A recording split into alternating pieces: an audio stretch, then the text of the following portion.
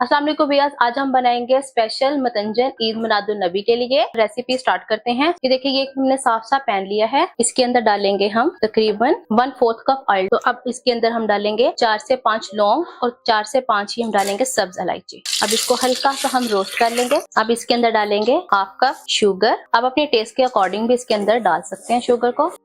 और इसके साथ ही हम डाल देंगे हाफ कप दूध। दूध डालने का मकसद ये है कि दूध जो है पक के बिल्कुल खोए की तरह बन जाएगा और चीनी को सख्त नहीं होने देगा, अच्छे से डिसॉल्व हो जाएगी चीनी। अब इतनी देर पकाएंगे कि चीनी हमारी अच्छे तरीके से डिसॉल्व हो जाए। देखिए चीनी हमारी अच्छे से डिसॉल्व हो गई है। अब इसके अंदर जो भी आपके पास ड्राई फ्रूट्स है वो डाल दीजिए। मेरे पास कुछ कटे हुए बादाम थे, ये मैं डाल दूंगी। मिक्स कर लेंगे।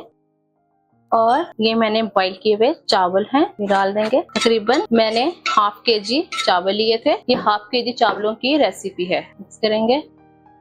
चावल हमने अच्छे से मिक्स कर रहे हैं। बस थोड़ी देर के लिए हम चावलों को पकाएंगे, क्योंकि ये देखिए थोड़ा थोड़ा सा जो दूध रह गया बस थोड़ा बहुत खुश्क हो जाए, ठीक है। क्योंकि चावल मैंने फुल डन किए हुए हैं, बिल्कुल 2 कनी पे चावल नहीं है। हल्के हाथों से हम हिलाएंगे ताकि हमारे चावल ना टूट सके। इन्हीं चावलों के अंदर से मैंने ये थोड़े से चावल निकाले और उनके अंदर थोड़ा येलो कलर डाल दिया, तो वो हम इस साइड पे डाल देंगे। इसी तरह ये ग्रीन कलर थोड़े से ऐसे हिला देंगे। ये थोड़े से बादाम और ये मैं थोड़ी सी चमचम डाल दूंगी। अब हम इसको कवर करके 15 मिनट के लिए बिल्कुल लो आंच पे दम पे रख देंगे। देखिए नाजरीन, हमारे चावल कितने अच्छे तरीके से पक गए हैं।